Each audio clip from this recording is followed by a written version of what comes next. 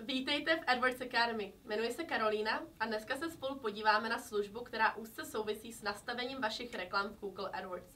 Nemusíte ale vůbec mít účet AdWords, abyste této služby mohli využít.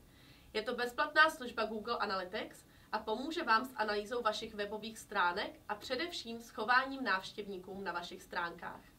Měl jste například někdy otázky o tom, co zákazníci dělají na vašich stránkách, jak dlouho se dívají na vaše produkty, jaké produkty si zakoupí, zda je zajímají vaše kontaktní informace, anebo zda ze stránek rychle odejdou?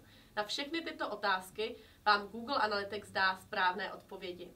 Pojďme se spolu podívat, jak si účet Analytics založit, kde najdete měřící kód, jak ho vložit na vaše stránky a jak se vyznat ve všech těch datech a přehledech. Pojďme spolu na to.